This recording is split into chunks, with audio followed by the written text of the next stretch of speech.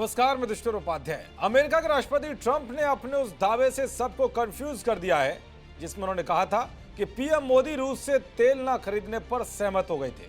यानी कि अमेरिका से नई ट्रेड डील के बाद अब भारत रूस से पूरी तरह तेल खरीदना बंद कर देगा, इस तरह का ट्रंप की ओर से दावा किया गया। ट्रंप के इस दावे के बाद भारत के दुश्मन एक्टिव हो गए और ये कहकर जश्न मनाने लगे कि अब भारत और रूस के रिश्ते बिगड़ जाएंगे, रिश्तों में खटास आ जाएगी। यही नहीं बल्कि विपक्ष भी इस मुद्दे को उठाते हुए पीएम मोदी को घेरने में जुट गया।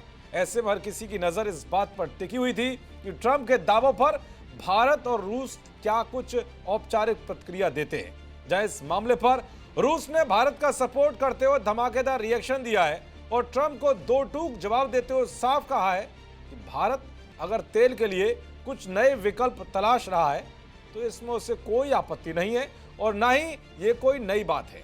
भारत एक आजाद देश है और वो किसी भी देश से तेल खरीद सकता है। तो रूस के रिएक्शन के कुछ ही घंटे बाद ट्रंप के दावों पर भारत का भी धमाकेदार बयान सामने आया जिसने भारत के दुश्मनों के नापाक इरादों पर पानी फेर दिया। दरअसल भारत ने रूस और वेनेजुएला से कच्चे तेल की खरीद को लेकर अपना रुख साफ किया है। विदेश मंत्रालय के प्रवक्ता रणधीर जायसवाल ने कहा है कि देश की प्राथमिकता 140 करोड़ लोगों की ऊर्जा सुरक्षा है।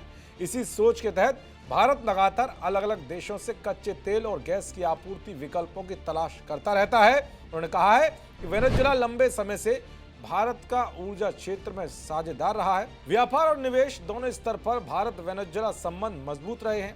वित्त वर्ष 2019 से 20 तक वेनेजुएला भारत के कच्चे तेल के प्रमुख सप्लायर में शामिल था। हालांकि उस समय लगाए गए अंतर्राष्ट्रीय प्रतिबंधों के कारण भारत का वेनेजुएला से आयात बंद हुआ। रूस के मामले पर भी भारत ने साफ कहा है कि देश के फैसले किसी बाहरी दबाव में नहीं बल्कि राष्ट्रीय हित और व्यावसायिक परिस्थितियों के आधार पर लिए जाते हैं। मंत्रालय ने बताया कि रूस से कच्चे तेल की खरीद भी भारत की व्यापक ऊर्जा रणनीति का हिस्सा है।